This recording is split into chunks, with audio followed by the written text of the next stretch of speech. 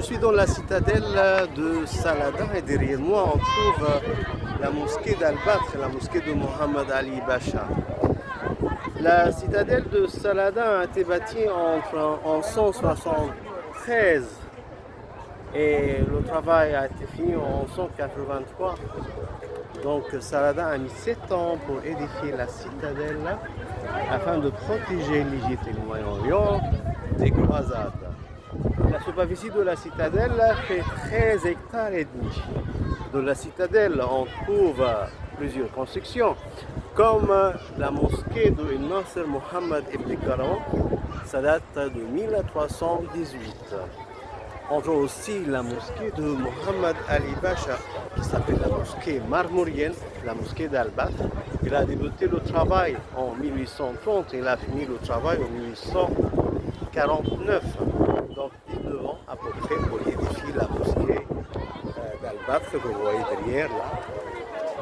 Regardez, les coupoles sont couvertes d'une couche d'étain et le style tout à fait comme ça se fait en Turquie.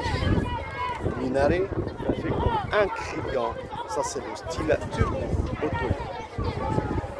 Alors ici on trouve quand même une fontaine face à un palais, c'est le palais El Gawhara. Donc c'était son lieu d'administration. Mohammed Ali renié d'ici. Mohammed Ali a passé 44 ans à peu près au pouvoir. C'est lui qui a établi l'Égypte moderne et la dynastie de Mohammed Ali. Là.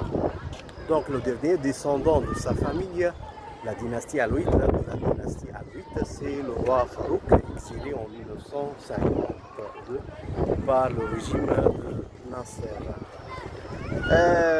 Ça c'est la vue panoramique, regardez derrière.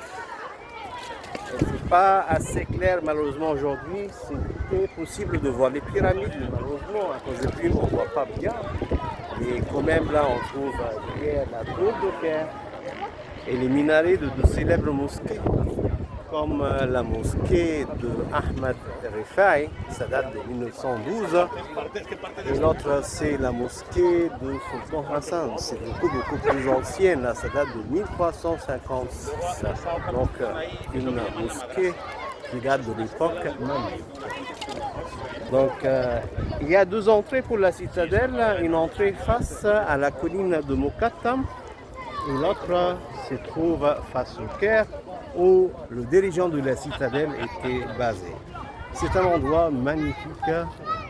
Merci beaucoup et à la prochaine.